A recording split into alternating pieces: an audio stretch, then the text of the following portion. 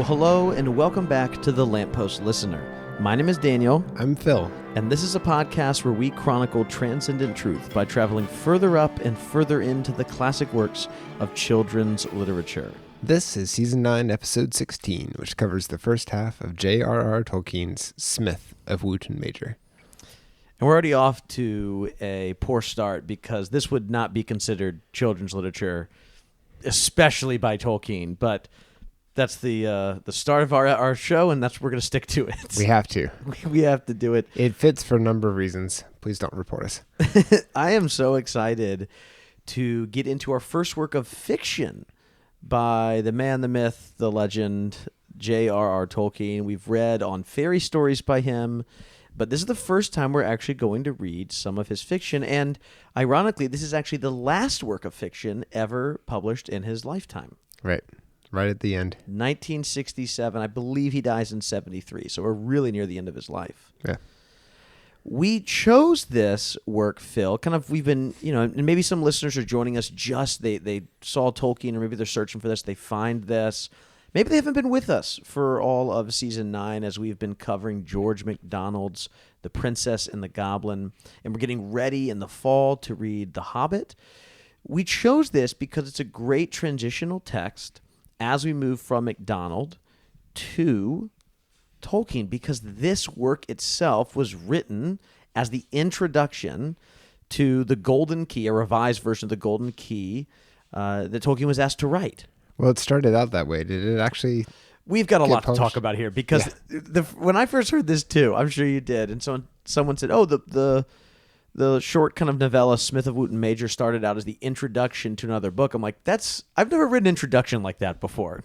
I haven't either, and it's a good thing they were spaced out by quite a bit of time. MacDonald wasn't alive when Tolkien was doing this. Can you imagine? Hey, man, I read this story. Could you write a quick introduction? So you can put your name on it, and I'll sell more books. Then he writes his own story, and it's not fair. It really is something here. I think if listeners haven't read, we're gonna split. Just give a little bit of an idea of where we're going. We're gonna split this story into two parts. We're gonna cover really the first half or so, a little bit less than half of the story today, and when we come back together for the next episode, we'll cover the second half. And it really is a short fairy tale. You can probably read it in 30 minutes, 45 minutes or so, even if you're taking your time and really, as Tolkien gets into those beautiful descriptions of Faery, the world of Faery, even if you're taking your time, you're not rushing through, you still can read it in under an hour. Yeah. So if you haven't read it before, we probably recommend that you pause the podcast, go take a read, and then come return. There's a couple of great editions of the book. You and I have HarperCollins Pocket Treasury editions that we got thanks to our patrons over at patreon.com. And really great. The one that I'm holding right now. I want to thank all our patrons for changing Daniel's spending habits. In one season alone, we've gone from him buying the cheapest, poorest quality print-on-demand version to send me, and now we're getting these cute little bundled books. It's great. Incredible illustrations. We love this colored edition. Illustrations on the cover, and the inside kind of dust jacket with by Pauline Baynes, who did all of Narnia. Right. This also comes in an edition with 3 others. Yeah, Rover Random. I believe it's The Adventures of Tom Bombadil, and then Farmer Giles of, is it Ham or Ham? See, this is going to be a problem as we start covering Tolkien. Like, the Lewis people don't come after you the same way the Tolkien people do, right? Every time we mispronounce stuff in Narnia, people were mostly fine with it. But we cannot mispronounce things in the Legendarium, or technically this is not part of Middle-earth, obviously, but just any of the Tolkien verse. Not a good idea. I do have here the contents of Smith of Wootton Major. It has the story itself is just about 56 pages, but this book is 180 pages that I have. It's got his first draft introduction to the Golden Key. It has some time scheme and characters. It has an essay on it, one of the drafts he had done, and a gallery of some illustrations. So it's really got a lot there. So listeners, go pick up this copy of the book if you enjoy our story, the coverage that we're doing today.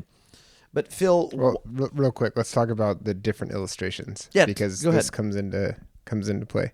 So this edition that we have has the original illustrations alongside the text, but then it also has the redrawn versions, and they have extra detail, and they're a little bit different formatted because I think they were formatted for multiple pages. But you get all of them in this one little book. Mm-hmm.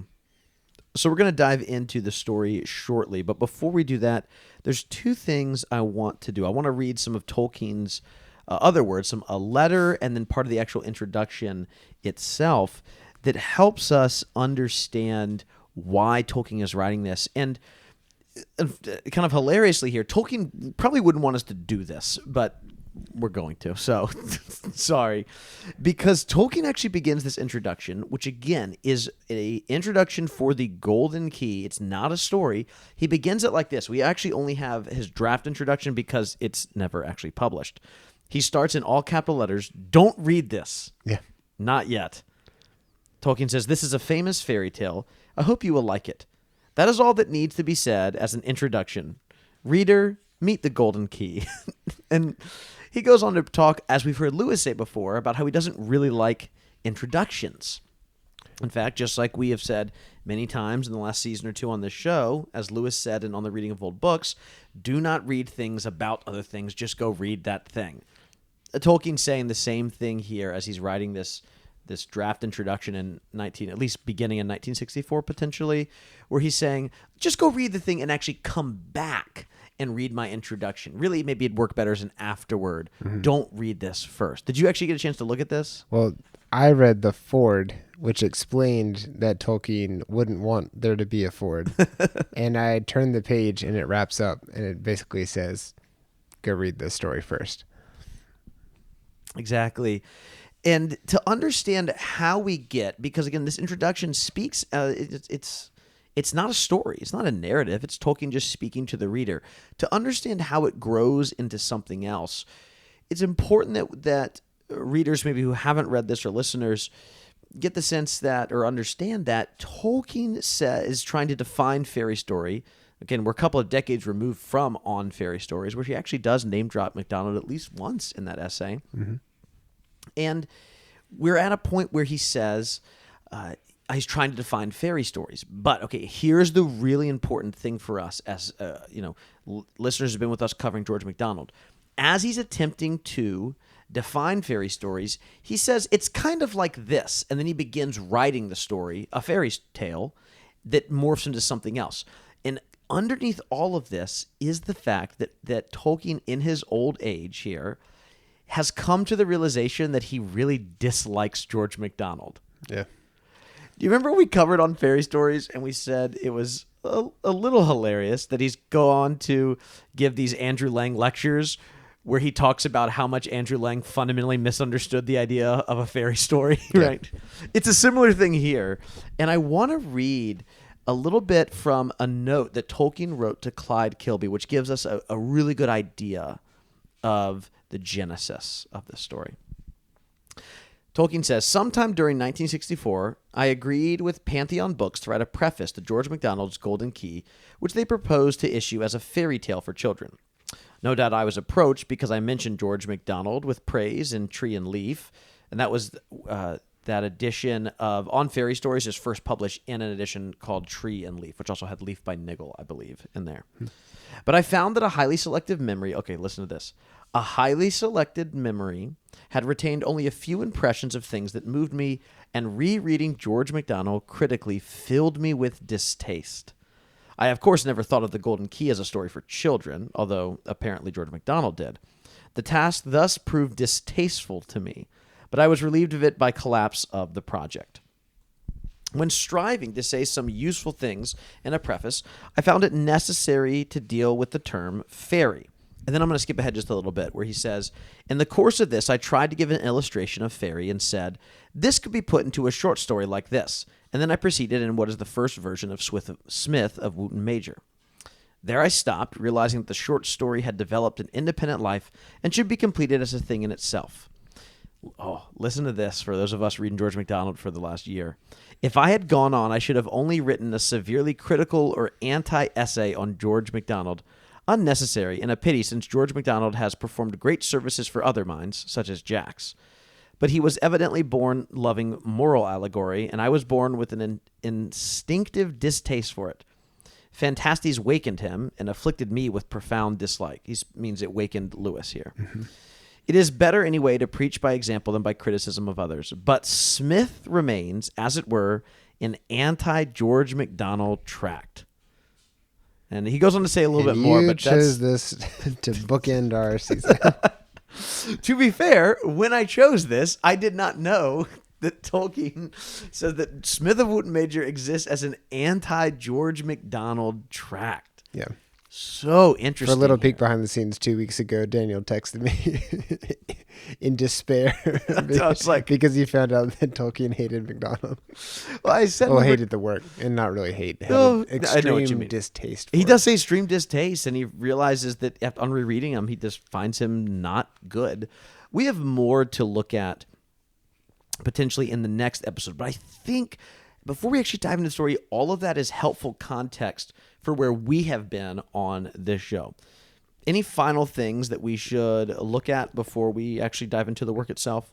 I think it's so important to be aware of where someone is in their life when they read something and how that might have an impact on how they take that in. I also think that everybody's different, and you can have the same story have such a different reaction or get such a different reaction from someone like C.S. Lewis compared to Tolkien. Mm-hmm. But also, Tolkien read it and enjoyed it and then did not enjoy it later after he had changed. I also think you and I could both read a book and have very different reactions, and then 10 years later both have the opposite reaction.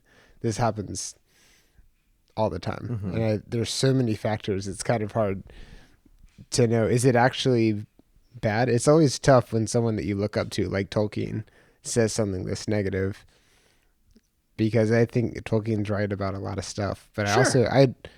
We just spent a whole season reading MacDonald, and I'm going to read more MacDonald. Mm-hmm. And I also think that Tolkien probably has some good points.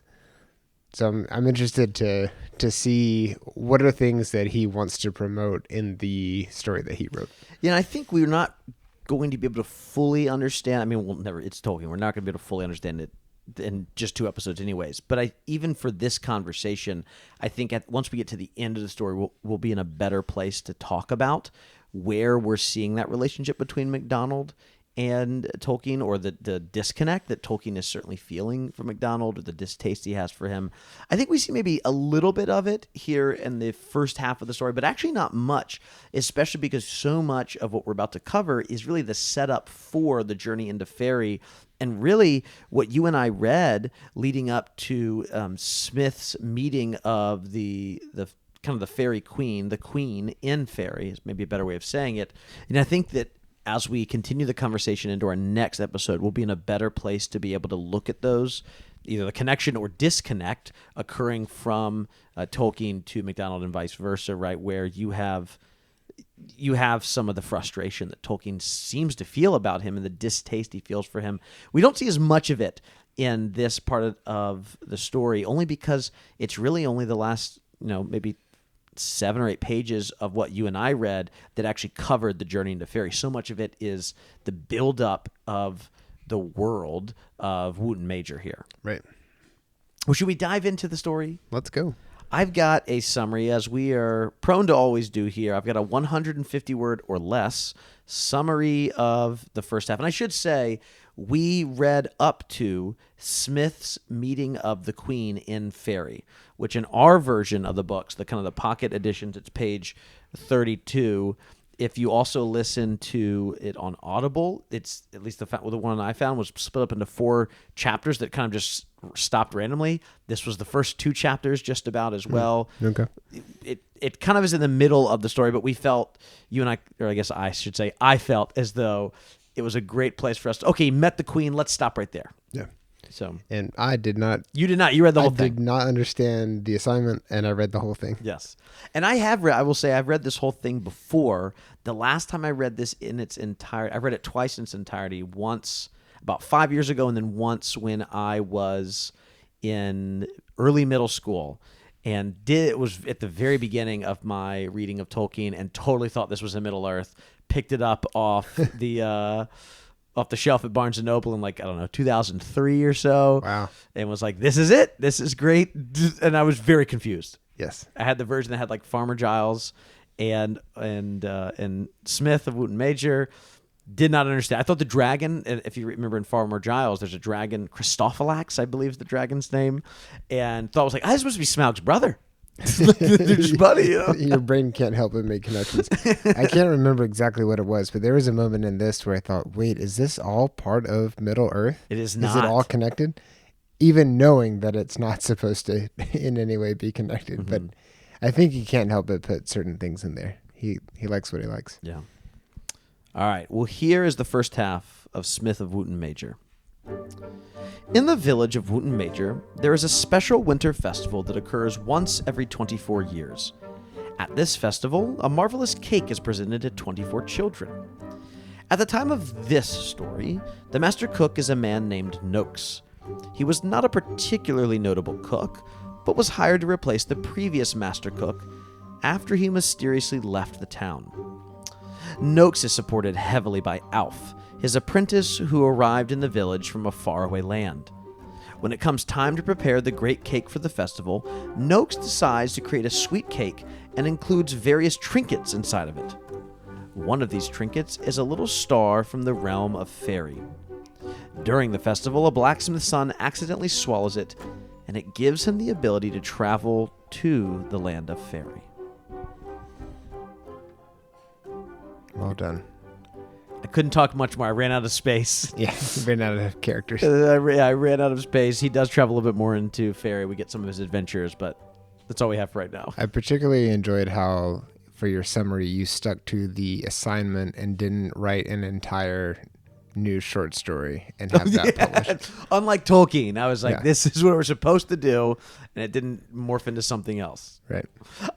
We did apologize. I love so much. One of the things I love about Tolkien so much, I'm sure it must have been so frustrating in the Inklings every once in a while. We know that it was actually, if you read some of those biographies or even some of the letters, as Tolkien would get stuck in the middle of Lord of the Rings in the 40s, and they would kind of prod him along, and it felt as though you had some of the other Inklings kind of forcing it out of him, because he would go through these. He would get there's kind of famously different parts in the journey where he's stuck as a writer. But there's other times where it can't help but come out of him, right? The sub-creation where he's got to write this story, and you just get the sense that someone's checking in. Hey, how's that? That preface going? It's long left. Yeah. I'm creating a world. Here's some of the languages they speak in that, and we're like, well, that was very confusing. We did not ask you to do this. I really need it now. I do want to know, and it's unclear. It's a little unclear. Did the project fall apart because of Tolkien, or did it fall apart on his own as he was like, that's fine, I'm writing my own thing? Yeah, I'm curious too. Well, let's go to the village of Wootton Major, not Wootton Minor, which is another smaller of which one. I am no longer part of. Tell me a little bit about this town that we visit. Well, they have this tradition of having a big party every 24 years for the children. For the whole town, but some children are invited. It's called the Feast of Good Children. Which is not what it sounds like at first. We thought it was going to be a very different story. You're like, wait, what is happening here? Pagan sacrifices. The Feast of Good Children. And, man, talk about a difficult timing. It really seems like that would eliminate... You might grow up and not get to experience this at all. Which the narrator tells us. So we hear a little bit about this village that really values good cooking. The master cook is a very important person in the town. And this one festival is the only one held in winter. It's a week long, and they would have the Feast of the Good Children. Let me read just a little bit. We don't want to get in trouble with Tolkien's estate, but we'll read just a tiny bit here of the Feast of Good Children. Maybe you could leave certain words out, and we could fill them in with different adjectives. The Feast of Children, to which not some were invited. No. So his Stinky. Or do Mad Libs. It's like my son's favorite thing right now. But it's the same, like 4 words. Right. Yeah. Give me an adjective. Smelly. I'm like, okay, no, we did that one 5 times already. Darth Vader took off his smelly And it's like helmet. And we still laugh about him. All right. So there was a feast called the Feast of Good Children. Here's what the narrator says, to which not many were invited. No doubt some who deserved to be asked were overlooked, and some who did not were invited by mistake, for that is the way of things, however careful those who arrange such matters may try to be. In any case, it was largely by chance of birthday that any child came for the 24 feast, since that was only held once in 24 years, and only 24 children were invited. For that occasion, the master cook was expected to do his best, and in addition to many other good things, it was the custom for him to make the great cake. Capital G, capital C. And this is often what the cook will be most remembered for. He also points out that the master cook seldom, if ever, lasted long enough in office to make a second great cake. I mean, think about it. Like, you'd have to... That's an entire career, unless you come on at the beginning of your career. Right. Which I think would be nerve-wracking. You have to make it. You're coming on, okay. They hand it off to you. There's 10 years until the great cake. You get another one. I mean, you're talking 35 years. It's time to retire. Yeah. Yeah, we don't know what kind of 401k plans they have here. We have to assume that they're not organized if they can't even invite the right 24 children. That's true. Their investments are all off. That's terrible here. Yeah, I don't know what happened. Yeah, we forgot. I started to deposit the money, and then I wrote this whole short story. I did read a horrible. This is not what our show's about. I did read a really, really horrible post on Reddit where someone had said, I've been maxing out my IRA for the last 15 years. Didn't know you had to invest it. It's just sitting there as cash. Oh no, It was awful. Oh no, it really stressed me out. I went back and checked mine just to be sure. I'm good. We're fine. It's all in IBM, so we're looking great. Blue chip. So we're always going to need typewriters. All right. We digress. So the master cook has an apprentice, and at one point the master cook leaves and then comes back, and when the master cook comes back, he was merrier, he began singing much more, and he brought back with him an apprentice. This is the very beginning of the story. And the narrator says this wasn't necessarily something that was all that odd. You would always have an apprentice here, but this particular master cook had not brought an apprentice back, but he did bring this one back, and his name was Alf. But to the rest, he was just called Prentice. So we have Alf now here as his apprentice. Very quickly, though, the master cook leaves again. He takes off his tall white hat. He hands it to Alf, and he says, "Goodbye now. I'm leaving." And then he's gone for the rest of the story. At least I'm as far pretty as tired. I think I'll go home now. Yeah. And by the way, Daniel's favorite movie of all time. That is not true. The Alf is not chosen. He is, as often happens for the long-term company employee. He's been there for a while. He probably is the best guy for the job, but the higher-ups just want somebody new. They're looking for that. Somebody with experience. Someone with a little bit more Alf is pretty young, right? Yeah, Alf is pretty young. Even though he's been there for 3 years, they bring in a new guy. Tell me about this new guy that gets brought in. He's the worst. His name is Noakes. His name is Noakes. It tells you all you need to know. Well, that feels kind of hurtful here. We don't know. You feel like any... Name one character in popular culture whose name rhymes with Noakes. I can't think of anybody. Right. I don't know why this would be the bar that you're setting here, but sure. That's not what you said, though. Snoke. Oh, I didn't. Okay. Well, not great. So Noakes is kind of just an okay cook, right? He's not bad. Everyone's like, poor cooking is better than none. I don't know that that's how I view the cooking in my family's house or when we got to eat. Oh, I guess that is true. Poor cooking is better than no cooking, but they have other people that they could have hired. Right. And even a little bit later, we'll see that the Alf the apprentice he's the one who really knows what's going on, and the master cook is now watching him and learning from him. He does much of the actual work itself. And that kind of leads us to the beginning of the festival that's coming up. The 24-year festival is returning, the Festival of the Good Children, and it's time for Noakes to make, again, what is so incredibly important for this village, his first cake, maybe his only great cake.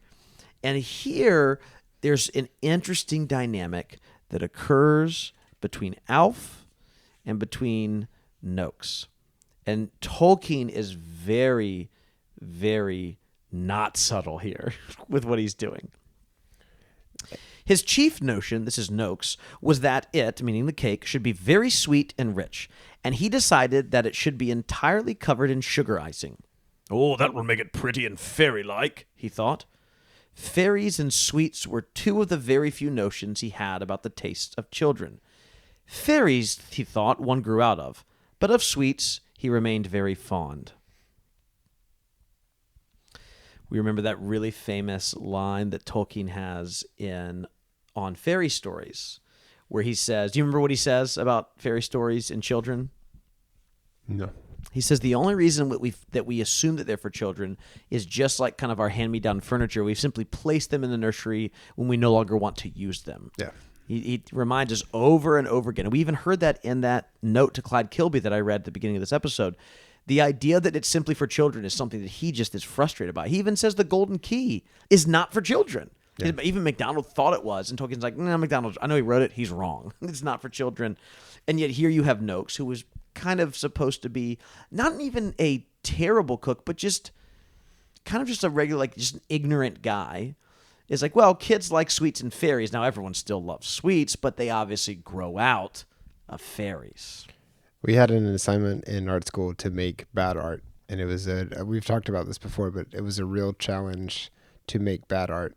And I think the best way to do it is to do mediocre art and really polish it. Mm-hmm. To pursue such a medium idea and really push it forward. And it seems like that's kind of what he does here. He thinks children like these two things, let's really go for it, without truly understanding maybe what children actually want. Mm-hmm. And then he also does something. He writes at the bottom of the cake, which reminds me of what MacDonald wrote about if you have to label something. Oh, that's good, dude. Yeah. Tell us about that again, because I think there might be some listeners that join us just for some Tolkien stuff. In the very last episode that we did, though, we read an essay called The Fantastic Imagination by MacDonald. Remind me about the horse in case other listeners have forgotten. Yeah, if you do a drawing, was it a horse? It was, right? Yeah, it says this is a horse. If you have to label it, this is a horse, then you probably didn't do a good job with the illustration. Mm-hmm. And if you did do a good job, then you don't need to label it. And what Noakes decides to do is he's trying to create kind of at the pinnacle in the middle of the cake is this fairy queen, and he takes pink icing and writes fairy queen around her feet. She also has a little wand. Yes. Which shows that he does not understand the fairies in Tolkien's. Yes, exactly. Tolkien's definition. It is supposed to be this very stereotypical, and this is like Tinkerbell right there on the top. Not Tinkerbell from J.M. Barrie. I'm talking Tinkerbell straight out of Disney's. Confident. Out of Disney's Peter Pan. Which, all right, here's something interesting. We've talked before about how we know that Tolkien went to go see Snow White. At this point, Disney's Peter Pan has also come out. Is there any chance that Tolkien went to go see it? No, I don't think so either. No, absolutely So not. Peter Pan is 53. This is being written sometime between 64 and 67. It's published in 67. There's no way he went, right? Yeah. I get the sense, again, you and I are not Tolkien scholars. There's probably like a whole book of like movies Tolkien saw in theaters. That someone's like, wait a second, this isn't right. We have every ticket stub he ever. He was like a nerd. I came with receipts. He took him back, put him in his mirror on his dresser. Do you ever do this? Do you ever put your ticket stubs there? No, man. I used to do that all the time. kept mine in a scrapbook. Oh, there you go. Did you really, or are you just being silly? I am being silly. I tried to keep one or two, and then I was like, I can't do this. So, and now I wish I had them. I would have loved. That would be kind of cool now, because I remember how I felt in the parking lot and what the sunset looked like as we were walking out of Spider-Man, and just that was the coolest thing I'd ever seen. 2002 Spider-Man, Tobey Maguire. Yeah, the Tobey Maguire.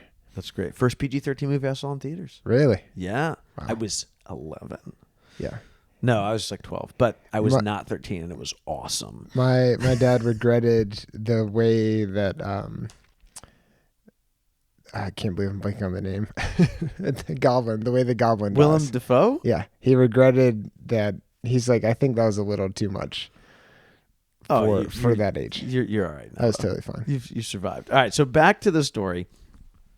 He's trying to figure out, Noakes, what he can do. Something has to be novel about it. And he remembers that some people used to put things inside of cakes, right? Your wife is from New Orleans. They do this quite a bit, right? Oh, I grew up with money cakes. Did you have those? No, what is a money cake? Oh, you don't know about money cakes? No, I didn't grow up with a family that had money cakes, okay? We didn't have money to just put in cakes. Yeah, we had to use it. We're just like, put a couple dollars in there, see what happens. So my mom would get a bunch of change, and there were some fun coins.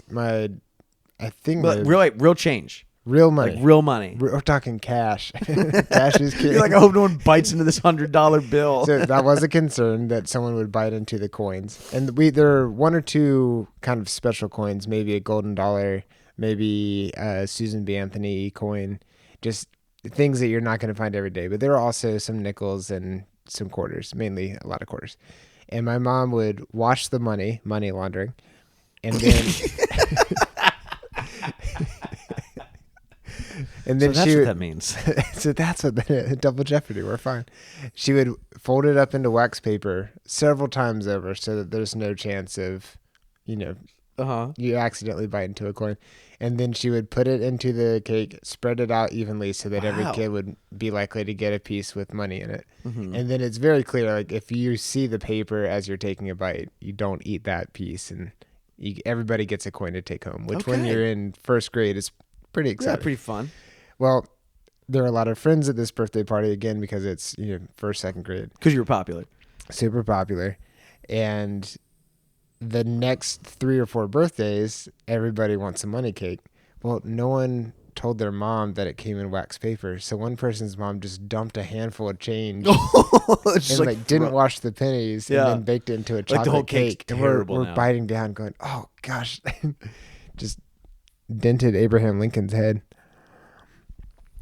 So this is not exactly what Noakes is preparing here, but he says, I got to put something into it. And so he's trying to remember, okay, what could I do? What could I place into this that could be exciting? And he remembers there's this black box that the last cook, the one that had left and then come back and then left again, had some spices in it, some other little special things.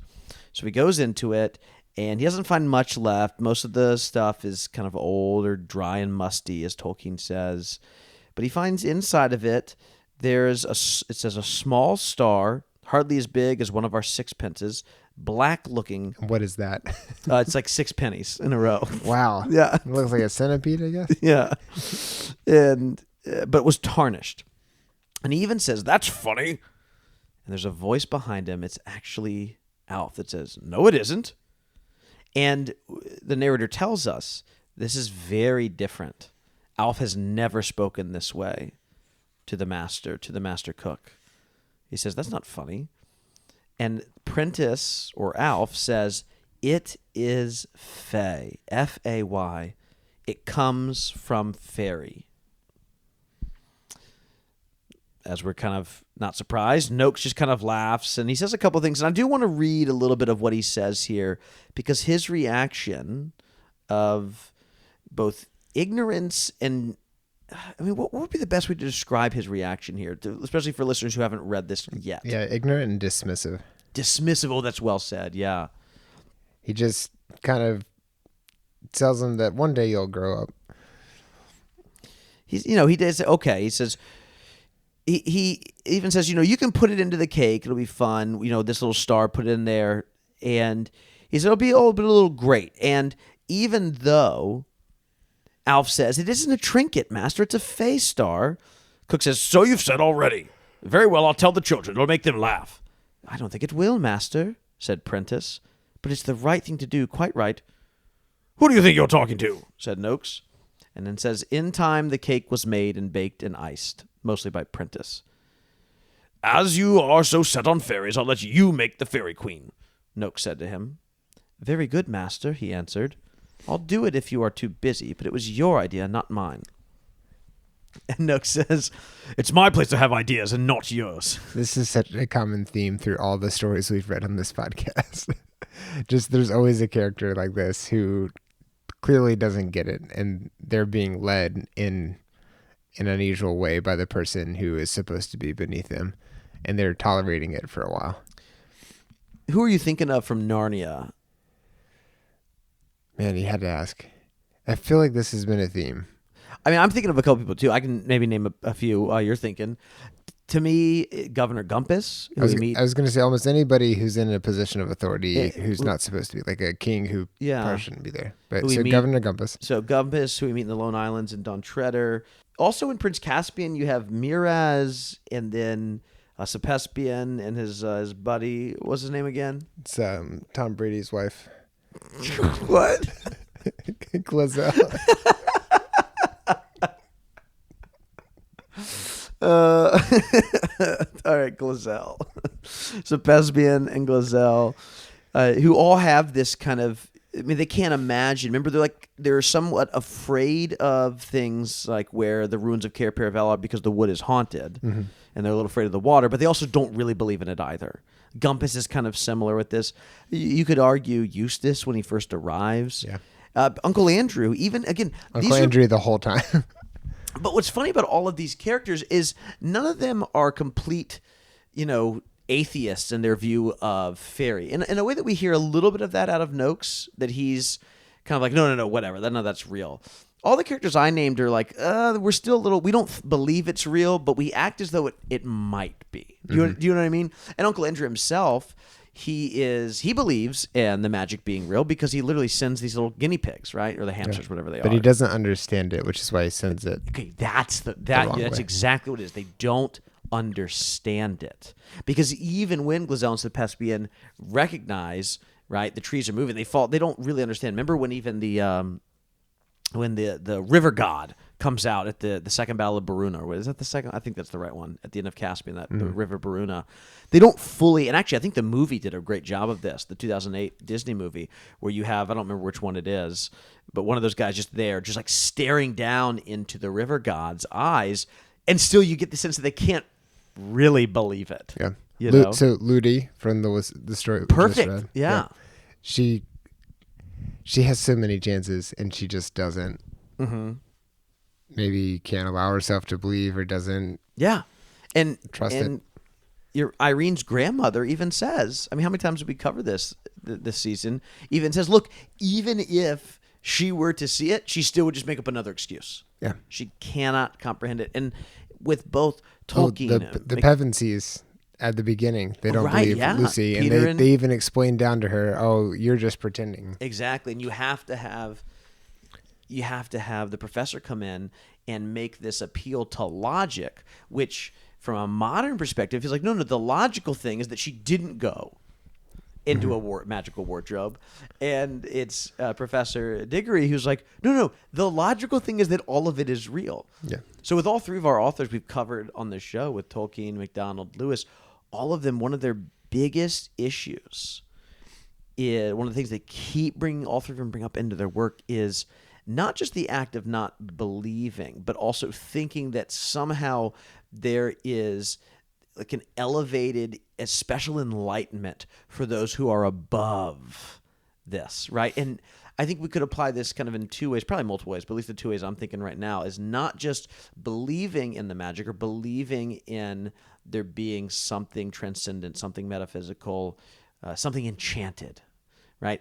But also, we could apply this to the idea of fairy stories or children's stories, that there actually is something enchanted about them. It's not just the things we hand to the children. And all of these, you're right, that by putting often the people in either authority or other adults who are like this, there are examples of children like this too, it's actually kind of showing the folly of being this kind of adult that is too old for fairy tales. Yeah. All right, so this is great. That was great. Yeah, I love that. Back to the story. They do go ahead and make the cake, and at the feast, what happens at the feast? So that silver was baked into the cake, and it's gone, and someone must have eaten it. And there's a little bit of concern, but not from Prentice. And in this exchange, we get more of that dismissiveness from Noakes, almost really like making fun of Alf, where he says, there's 24 little trinkets. Oh, wait, actually, there's 25. I forgot. But it doesn't mean that everyone's going to get one. There should be enough for each of you, but the Fairy Queen doesn't play fair. She's tricky. And you don't get the sense of an enchanted, hey, she's tricky. It's more like, she's tricky. Yeah. Almost kind of like a wink at the kids. Like, you guys don't really believe in this stuff, right? You don't really find this enchanted. Yeah. And we're supposed to read this as like, wow, the cook is so ignorant here. They do eat the cake, and that's when we find out that a child has eaten the star. Tell us about this kid. The cook is at first upset that maybe it wasn't actually made out of silver. Oh, he's like, it melted or something. Right. Which silver has a higher melting point. Who knows? I don't know. All the same, the silver star was indeed a Fae star. So this is now the narrator explaining that this actually, the apprentice is not one to make mistakes. It says about things of that sort, and someone had swallowed it, but that child had not noticed. So a boy who is the son of the blacksmith, Smith's son, who eventually will just be called Smith when he becomes the main smith, finds it and doesn't find it. He eats it. And what happens on his 10th birthday? So they wait for a long time. Not 10 years, but a long time. Because this kid is, we're guessing 5 or 6. Unclear. It is really unclear how old he is. But it's his 10th birthday. He gets up and... Oh, I guess, wait, let's go back. So the feast had been, we actually can answer our own question here. They had the feast in midwinter. It's just now June. So it must have just been about 6 months earlier. Now he turns... So he was 9. So he was 9, or maybe he was already 10. Who knows? No, right. He had to be 9 because it's his birthday. It's a good thing we got the experts working on this story here, else it'd be real embarrassing. Take some samples, send it down to the boys at the lab. Sorry, this is kind of a starter Tolkien story. Yeah. This is great because we're gonna get into some really heavy stuff. By The Hobbit is gonna be. It's gonna be. That's why we're not touching Lord of the Rings or the Silmarillion. Right. Like you don't want to see us try to work to the Aina Lindale or the Valaquinta. So it's his 10th birthday, and he looks out the window, and when all this happens, the star begins appearing where? On his forehead. The star kind of appears at first maybe a little dully on his forehead, but it gives him some special abilities. Before we get to those abilities, go back. There's some That's fine. Interesting things that happen in this story where we're so focused on this small area of time, but then you find out that the star stayed in the middle of his forehead and that he wore it for many years. Whenever a story does that, it really cuts some of the tension that something's going to happen to him right there. Oh, yeah. I mean, we're going to see him as an adult with children. Right. But it also, I think that can provide kind of a safety net where you know that this is going to work out at least for a good amount of time, and that it cuts the tension a little bit and lures you into this, I don't know, maybe comfortable place to read and enjoy finding out some more of the details. But it also matches up with this genre of fairy type stuff, because there are some things that are just kind of wrapped up into this. He wore it for many years. Yeah, it almost echoes the lived happily ever after, even though of course we're still in there's still more story to come. The beginning of the story. Yeah, interestingly enough, it says Tolkien, or at least our narrator says, that people just love to hear him speak, even if it was good morning. He has kind of this special glow about him, and he becomes just a fantastic silversmith. And interestingly enough here, though, most of what he's making, we're told, is just things you need for daily use. Farm tools, carpenter's tools, kitchen tools, pots and pans, bars and bolts and hinges, pot hooks, fire dogs. I actually don't know what that is. Horseshoes and the like. So he's not, this is important, it tells us later. Do you remember the one thing he is not making? He doesn't make weapons. He doesn't no swords. make weapons. Very interesting. I think that we'll get a better understanding of what Tolkien is doing in that in the second half of the story. But Tolkien does make it clear he's not really building anything intricate at all. It's not even that he's just or not making weapons, which many blacksmiths would obviously make, but it's just that in juxtaposition to that, he's just building like random things that everybody can use. Yeah. Not that those are bad, but in a story of this special boy, we might have expected something different. And it's in contrast to what he ends up building shortly after. Yeah. So people enjoy him. They like to be around him. He actually has a family. He has a wife named Nell, a daughter named Nan, and then his son, Ned, Smith's son. And we learn that even as an adult, and this part is a little unclear to us, and it appears to be kind of unclear to Smith himself, is he just goes off and walks through fairyland. Here's the paragraph. I want to actually read it. From time to time, he would go off, sometimes walking, sometimes riding, and it was generally supposed that it was on business, and sometimes it was, and sometimes it was not. At any rate, not to get orders for work or to buy pig iron and charcoal and other supplies, though he attended to such things with care and knew how to turn an honest penny into twopence as the saying went. Alchemy. But he had business of his own kind in Faery, and he was welcome there. I love that we don't find out how this works. He just walks there. Yeah, like he walks and somehow he's there, and we don't get any more details. And it's incredibly clear from what the narrator tells us that he is welcomed there even as a mortal in what Tolkien says is a perilous country. He's welcomed there because of the star. We're told the lesser evils avoided the star, and the greater evils, and from the greater evils he was guarded. Yeah. So unclear exactly how any of this works. And Tolkien does not tell us at all, at least in this first half of the story. And really for the rest of the story that we read up to the meeting of the queen here, it kind of just is different examples of things he did there. It's not particular stories themselves, just a couple of little vignettes. But for the most part, it's really just atmospheric. Do you remember any of the things that we learn about? I love the line about how he was a learner and an explorer, but not a warrior.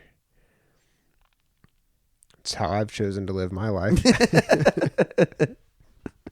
The guy who programs a bunch of websites on his computer. It's not a bunch of websites. What do you do? You type websites and stuff. I don't type websites.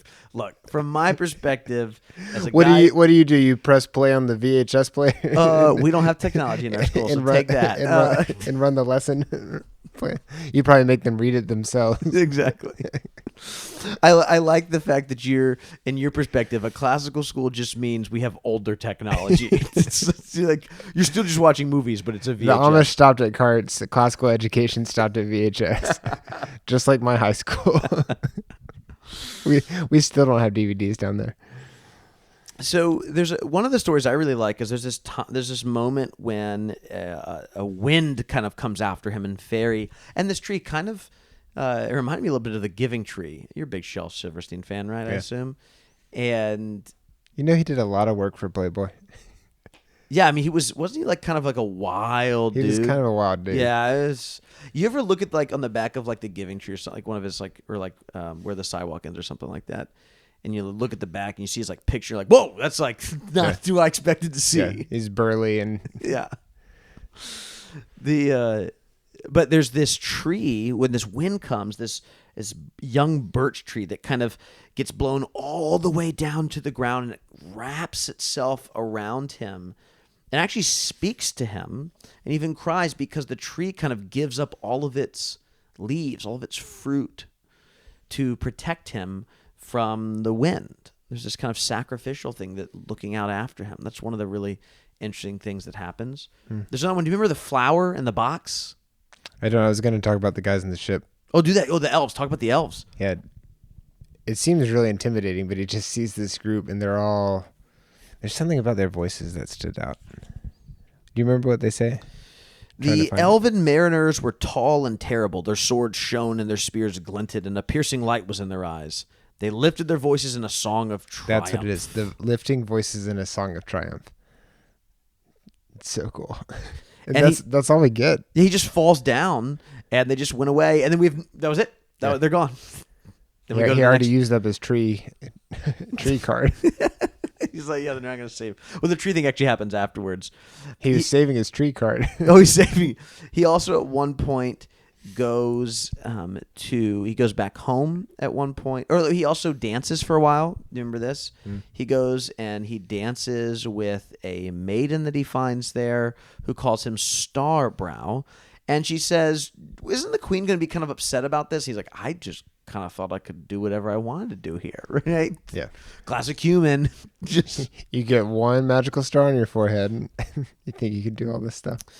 So he realizes, maybe I'm not really supposed to be here. But he does go home another time at one point, and he actually goes home with a flower from Faery in his hair, and I believe it's his daughter that finds it. They put it in a box, and we learn that for generations, this kind of box is passed down to his family. They would open it because that's what they call the living flower, and they can always look at it.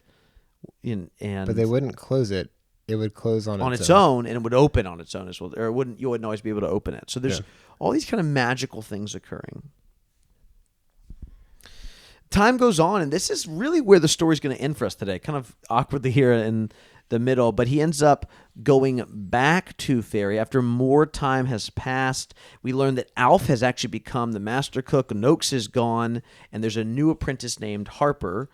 And that 12 years later, the smith had returned with the living flower. So it's been 12 years since then, and we're getting closer to the 24th feast. And at this point, Smith goes back into Faery, and it's here where he actually goes and meets the queen herself. But we're gonna stop awkwardly right there. And again, if you're following along at home, just ignore Daniel like I did and blow right past it and enjoy the rest of the story. Just go read it on your own. Well, we'll stop right here. Again, really interesting that once we enter Faery, we had a very kind of clear linear narrative, and then we enter Faery, and it's all, this is not a mistake, obviously, by Tolkien, that all of a sudden the atmosphere changes in the story. Any final thoughts you want to have? No, there's not really a closure we can have yet to this, because we've got a whole half of the story to go, and we are going to find out more about Faery and even more about Smith's family. The last thing I'll say is this is one of the greatest examples of the illustrations working really well with a story to enhance it. Tell me about this. I think it would be totally fine to read the story without them. But because the illustrations are done in a certain style, they have a slightly, I forget the new correct term for medieval, but they have a slightly... You say medieval? What's wrong with that? Oh, you don't know? Oh, I guess I don't. Sorry. No, I think we're not supposed to say the Dark Ages because... we never were supposed to say the Dark Age. That is Enlightenment propaganda. All right? They went back... We're still in there. Yeah, man, when I used to teach medieval history and literature, this was day one.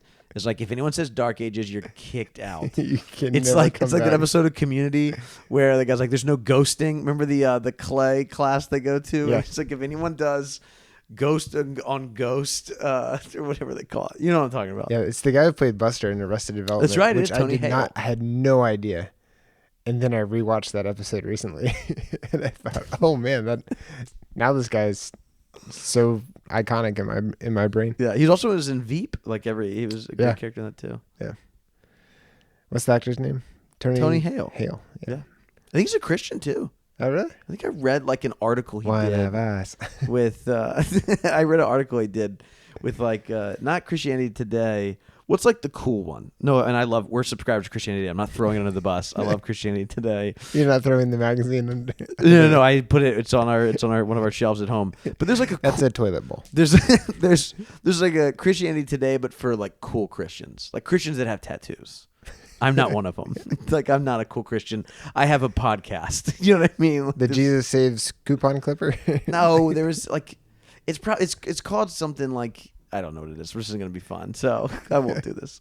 But I read that he did an interview with them or something. Is it a single word like every Baptist church who is trying to pretend they're not Baptist? Yeah, it's like it's something like the that. reverent. Yeah, like, seriously, it'd be like that. Yeah. Yeah. Well, let me know if you ever find it. All right. Well, any final? So the illustrations do this. The illustrations. Yeah, back to the podcast. The illustrations pair really well with this story, and I'm excited for next season when we do The Hobbit, allegedly, because I think Tolkien's a really good storyteller. I'll just say it. I'm not afraid. I'm not afraid to tell the world.